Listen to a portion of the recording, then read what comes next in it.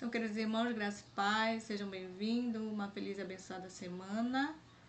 Nesse momento, nós vamos iniciar a leitura do livro Mente, Caráter e Personalidade, volume 1, reta final, capítulo 37. O tema é Princípios no Estudo e Aprendizado, com a nossa querida irmã Débora Freire Dasmi. Bom dia, Débora.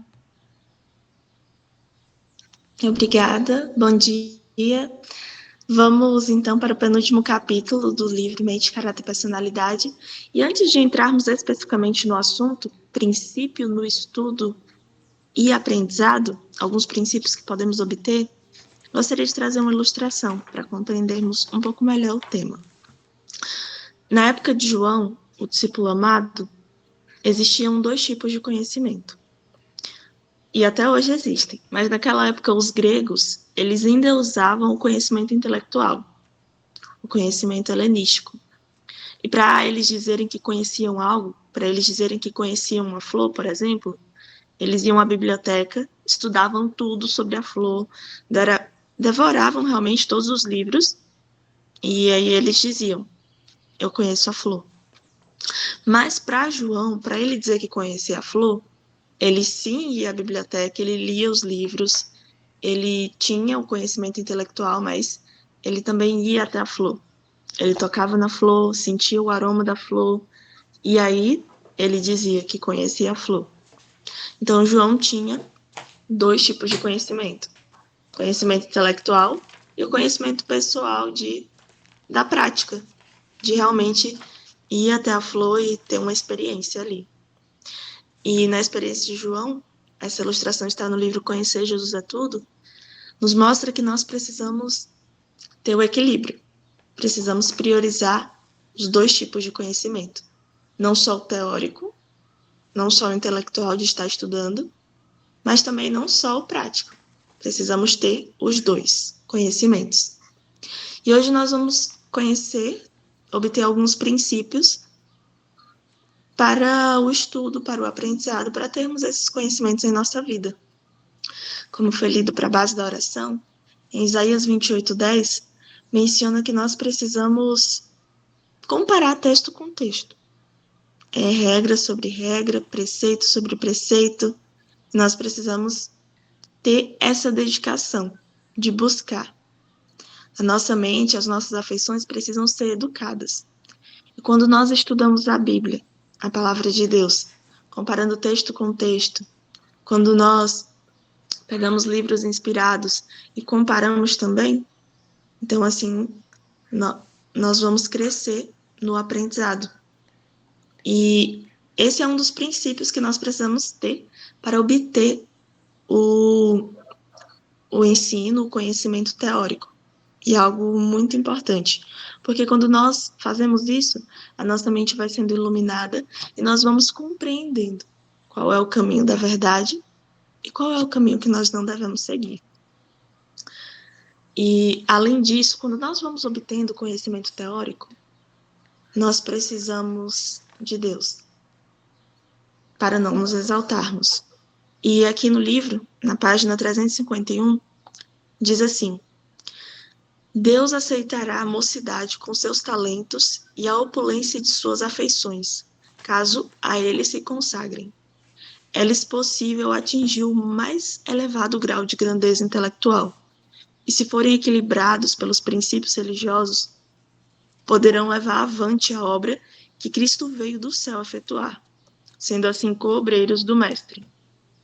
Então, Jesus, ele foi o maior educador que o mundo já conheceu. E ele não desprezava a educação. Pelo contrário, ele queria que seus seguidores aprendessem cada vez mais. Porém, algo que é muito necessário é a consagração. Nós precisamos nos consagrar a Deus, nós precisamos buscá-lo. Porque todo o conhecimento do mundo não vai fazer grande diferença se nós não tivermos essa experiência pessoal com Deus. Muitos falam que Jesus ele não priorizava muito a educação, porque ele escolheu homens incultos, iletrados, mas isso não é verdade. Deus também chamou as pessoas daquela época que tinham estudo, que tinham aprendido nas escolas, Mas, infelizmente, elas não se permitiram. E como elas não se permitiram, por medo ali dos fariseus, dos sacerdotes, então Jesus chamou-os em cultos, chamou os discípulos, os galileus, e eles aceitaram o chamado. Então nós vemos aqui algo muito importante. A questão da consagração, a questão da aceitação. Não adianta eu ter todo o conhecimento do mundo. Se eu não tiver uma consagração a Deus, esse conhecimento não vai ter o valor eterno. Então, nós vemos aqui mais um princípio, que é o princípio da consagração. E, somando com isso, nós precisamos ter essa compreensão da teoria e da prática. Os dois não se desligam, são conectados. Precisamos ter a teoria e também a prática. Aqui vem falando um pouco sobre o professor, aquele que encaminha os estudantes, e fala o seguinte: não pode contentar-se com lhes comunicar apenas conhecimentos técnicos, fazendo deles meramente hábeis guarda-livros, destros artistas, prósperos homens de negócios.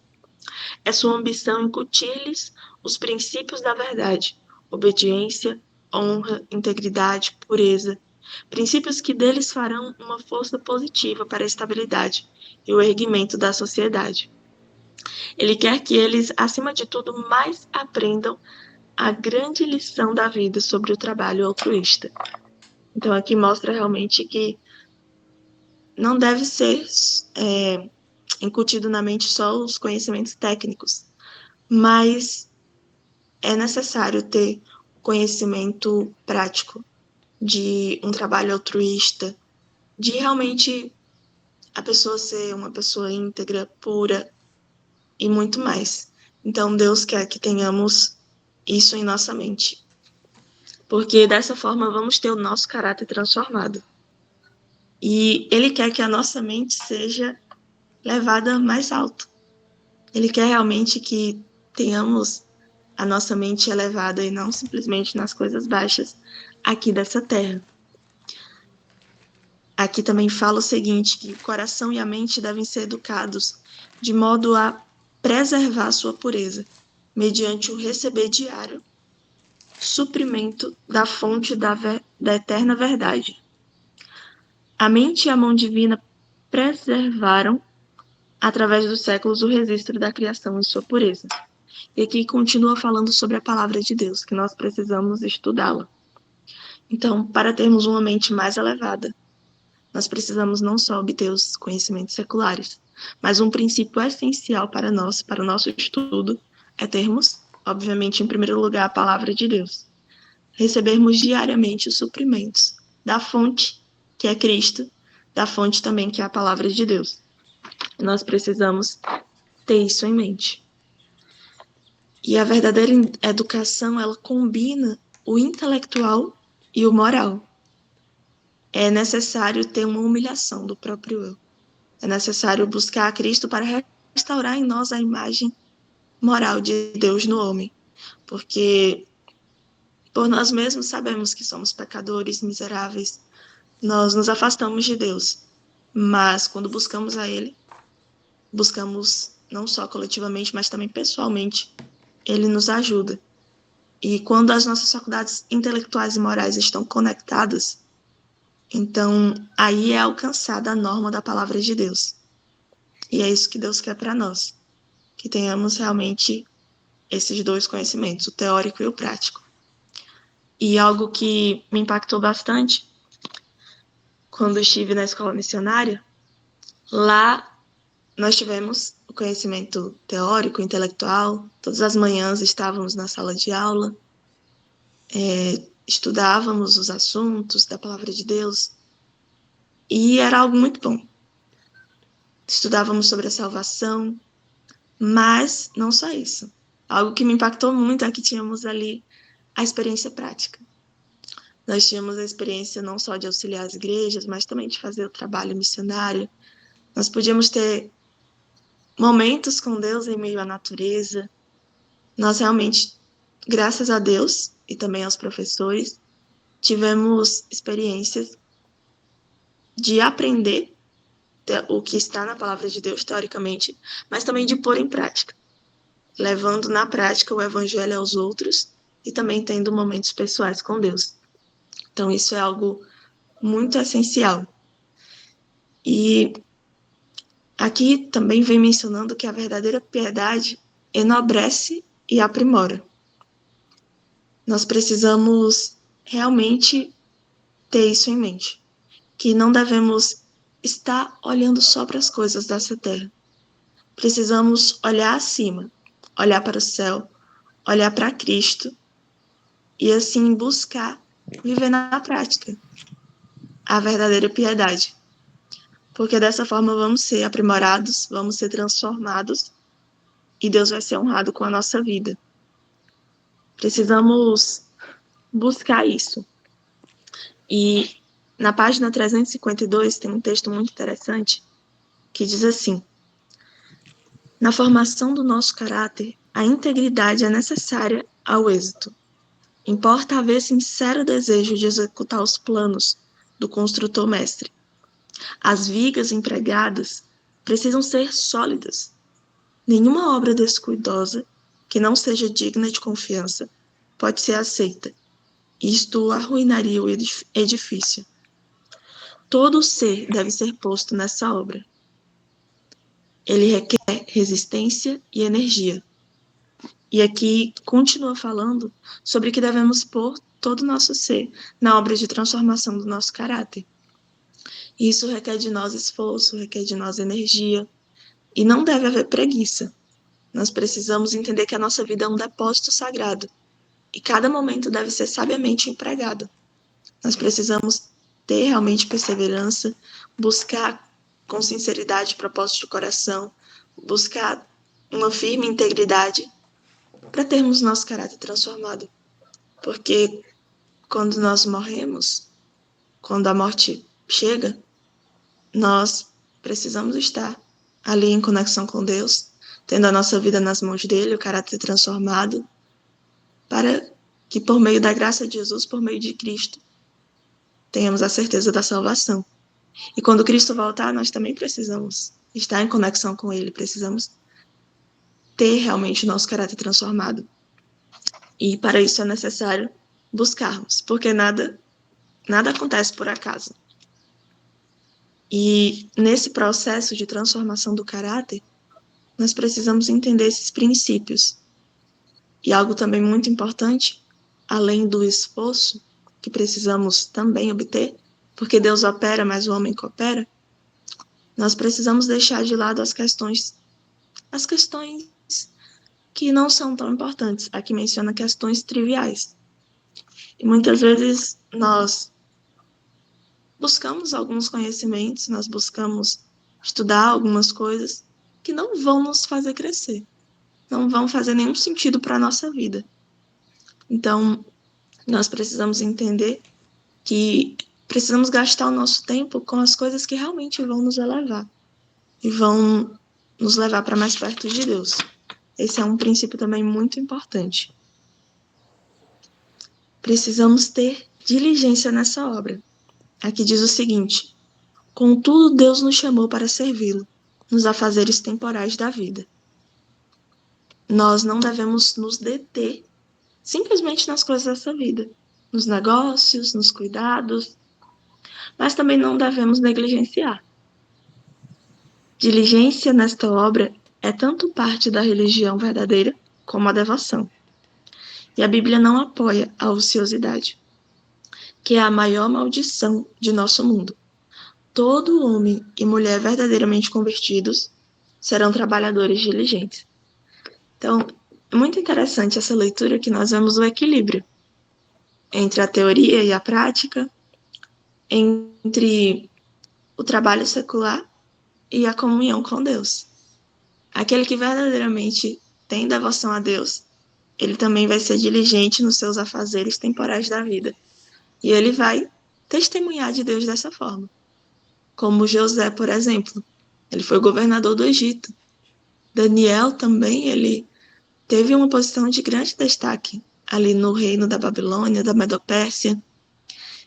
E isso fez a diferença para que as pessoas conhecessem a Deus por meio dele. Talvez se ele não tivesse naquela posição, as pessoas não iam conhecer a Deus. Então aqui mostra a importância, um princípio que nós precisamos ter na nossa vida, o equilíbrio entre a comunhão e as coisas temporais. E Deus, ele chama pessoas para ensinar esses princípios, para ensinar realmente a sua vontade. E como devem ser essas pessoas?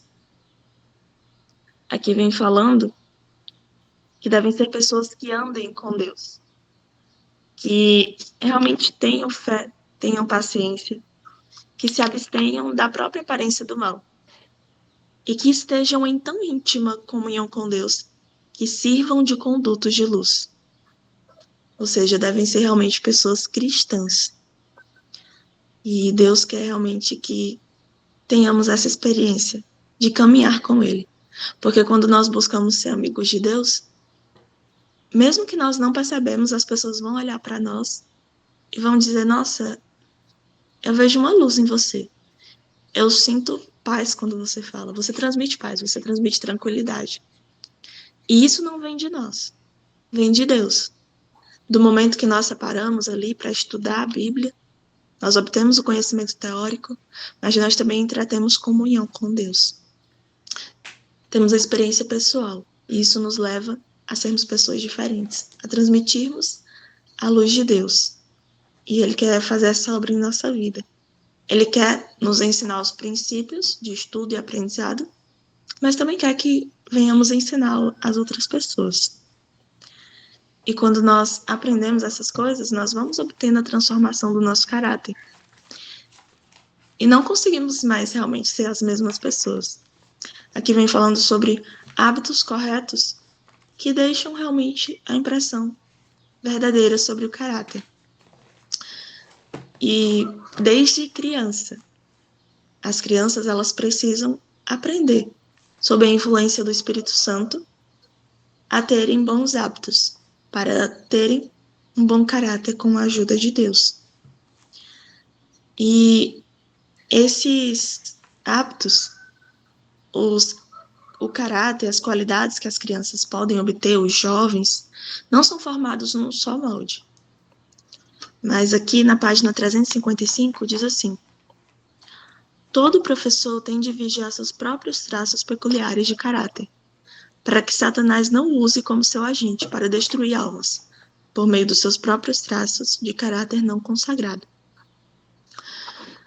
Nós somos seres humanos, infelizmente temos nossos defeitos, mas precisamos lutar contra isso. Porque eu sei que aqui nessa sala tem muitos adultos, e a verdade é que as crianças, elas se moldam por meio de nós. Elas observam nossa forma de agir, nosso jeito de falar, e se está sendo bom ou ruim, elas observam e elas imitam isso. É algo surpreendente. As crianças imitam de uma forma muito eficaz a maneira como os pais agem, a maneira como os avós agem. Nós precisamos tomar esse cuidado para que a nossa vida não seja uma má influência para a vida das crianças. Porque Deus deseja que sejamos semelhantes a Cristo. E precisamos tomar esse cuidado no trato com as mentes, com as pessoas.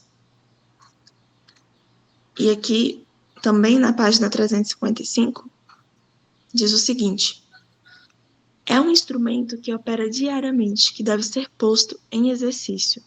Uma fé que atua pelo amor e purifica a alma do educador. É a revelada vontade de Deus acatada como vossa autoridade suprema?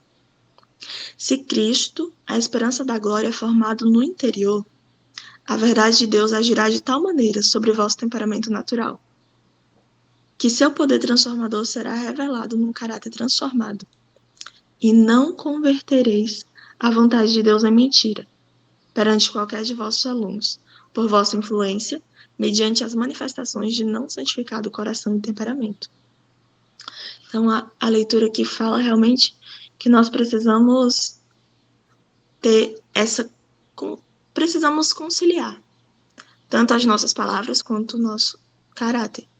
Porque muitas vezes nós podemos desmentir as palavras, falarmos coisas boas, mas dizer o contrário por meio das nossas atitudes. E isso não vai bater, não vai dar certo. É como aquela ilustração da mãe que está com o celular e o seu filho também está no celular. E ela pergunta para outra mãe: nossa, como você faz o seu filho ficar sempre lendo livros? Seu filho não fica muito no celular. E na ilustração mostra a outra mãe, ela está com o livro, o seu filho também está com o livro.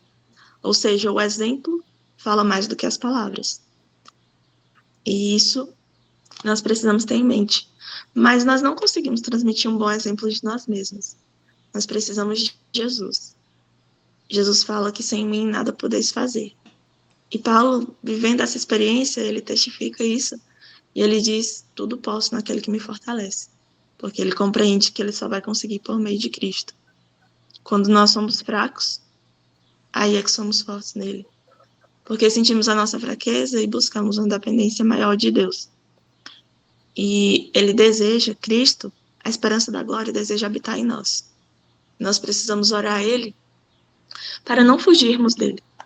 Porque muitas vezes nós fugimos. Na correria do dia a dia, nos afazeres diários, às vezes no celular mesmo, ou em tantas outras coisas que precisamos fazer, nós acabamos fugindo dele, colocando boas desculpas.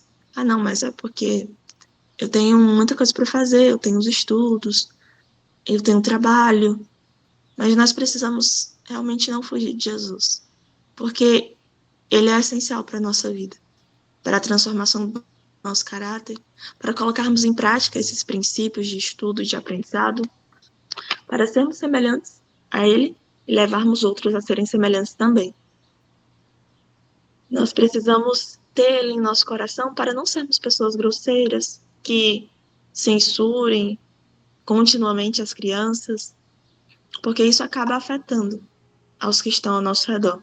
Quando nós não temos a Cristo, as pessoas que estão ao nosso redor são muito afetadas.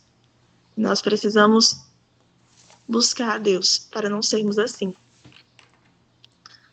E nós precisamos evitar criar sentimentos de injustiça em nosso coração.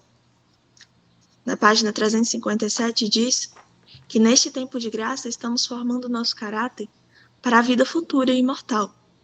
Isto, porém, não é tudo, pois neste mesmo processo de formação do caráter, devemos ser extremamente cautelosos quanto a como construímos, pois outros construirão segundo o modelo que lhes deixamos. Olha só que sério, irmãos. É muito sério. As pessoas ao nosso redor são influenciadas por nós. E tem pessoas que olham a nós porque elas veem em nós um modelo. E às vezes, se nós fazemos algo contrário à vontade de Deus, a Cristo, isso vai influenciar muito aquela pessoa, para a eternidade ou para a perdição. E nós precisamos realmente buscar diariamente a graça de Deus, para termos uma vida transformada. Precisamos obter um alimento puro, porque as nossas atitudes, elas são movidas baseadas no alimento que nós sabemos. Se nós oramos, se nós lemos a Bíblia, estamos alimentando a natureza espiritual. Mas se nós não o fazemos, a nossa natureza carnal está se alimentando, sem precisar fazer muito esforço. E por isso nós precisamos buscar o alimento espiritual, buscar ter bons pensamentos. Aqui menciona o cuidado que nós precisamos ter a respeito de livros que não são cristãos, que são escritos por pessoas ateias.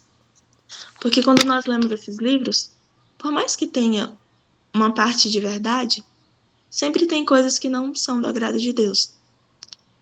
Coisas que realmente nos influenciam para o mal e vão semeando o joio no nosso coração. Então nós precisamos ter muito cuidado com o que estamos lendo, com o que estamos nos alimentando. E aqui também tem um texto que diz: é precioso o talento do tempo. Dia a dia, ele nos é concedido como um legado, e seremos por Deus chamados a contas quanto a ele. Deve ele ser usado para a glória de Deus E se queremos prolongar a nossa vida, se queremos alcançar a vida que se mede pela vida de Deus, temos que dar à mente alimento puro. Não se deve esbanjar tempo algum que poderia ser usado de modo correto. Então nós precisamos ter cuidado com o nosso tempo e precisamos realmente buscar esse alimento puro que vem de Deus. Porque se nós não obtemos o alimento puro, se nós não buscamos ter essa comunhão com Deus, se nós não amamos a Deus, nós não vamos obedecê-lo. E aqui menciona que precisamos aprender a obedecer a Deus. Ellen White fala que há necessidade de, sob direção divina, introduzir em nossas escolas um grande sentimento e excluir outro. Mas a grande lição que o estudante tem de aprender é buscar a Deus de todo o coração, espírito e forças, e obedecer-lhe implicitamente. Ela diz que a ciência da salvação da alma é a primeira lição da vida. Nenhuma linha de literatura ou educação em conhecimento livresco deve tornar-se o supremo, mas conhecer a Deus e a Jesus Cristo, a quem ele enviou, é vida eterna. Olha só que bonito. Irmãos, infelizmente, muitas vezes nós passamos nosso tempo e não o aproveitamos verdadeiramente. Muitas vezes nós estamos na correria do dia a dia e não estudamos. Mas não é só isso. Muitas vezes, existem muitas pessoas que conhecem a Bíblia de capa a capa. Conhecem os livros de Ellen White. Sabem defender muito bem a fé. Conhecem a doutrina e explicam de uma forma incrível. Mas uma coisa falta. Elas precisam conhecer a Jesus. Elas não têm a salvação. Conhecem toda a doutrina, mas estão perdidas. Perdidas dentro da igreja. E que essa não seja a nossa situação. Porque, sim, como mencionamos no início, o conhecimento teórico é muito importante. Precisamos conhecer a doutrina, precisamos conhecer a palavra de Deus. Mas se não conhecermos a Cristo, se não estudarmos a ciência da salvação, nós vamos ser meros fariseus. Vamos ser como judeus. E Deus não quer isso para nós. Ele quer realmente que tenhamos o conhecimento pessoal dele. Que tenhamos comunhão com ele. E aqui diz que nossa primeira obrigação é ver e reconhecer a Deus. Então ele dirigirá a nossa vereda. Aqui nós compreendemos alguns princípios no estudo e aprendizado. E o que devemos levar no nosso coração, para toda a nossa vida, é realmente esse equilíbrio que precisamos obter entre o conhecimento intelectual. Precisamos ser bons soldados de Cristo, defender a nossa fé, mas também precisamos ser seus amigos. Precisamos conhecê-lo, porque o conhecimento de Cristo é o que vai realmente fazer a diferença na nossa vida, na hora da prova. O conhecimento intelectual, ele faz a diferença, sim, nos momentos em que estamos bem, ele faz a diferença. Mas o conhecimento experimental de Cristo é o que vai fazer total diferença na hora da crise. Foi o que fez a diferença para João. Quando todos os discípulos abandonaram Jesus, João permaneceu firme, porque ele não só tinha ouvido as palavras de Jesus, ele não só tinha ouvido a teoria, mas ele teve a experiência pessoal dele com Deus, com Cristo. Ele se aproximou de Jesus, colocou o ombro no peito de Cristo e realmente teve uma amizade com Jesus. E ele recebeu a missão de cuidar da mãe de Jesus. Ele recebeu as revelações do Apocalipse, porque ele realmente buscou essa amizade. E hoje nós precisamos ter isso em mente. Estamos vivendo nos últimos dias da história desse mundo. Não vamos conseguir sozinhos. Nós falamos que precisamos vencer a prova final, que precisamos realmente passar nos testes, mas isso não vem de nós, é um dom de Deus. E por isso precisamos obter essa comunhão viva e eficaz com Ele. Precisamos estudar para que na hora o Espírito Santo nos lembre do que falar. Mas precisamos ser amigos de Deus, orar, ser amigos dele a tal ponto que na hora da prova nós venhamos realmente obedecê-lo, amá-lo e fazer a sua vontade. Que Deus nos ajude a termos esses princípios em mente, que venhamos viver para a glória de Deus. Amém?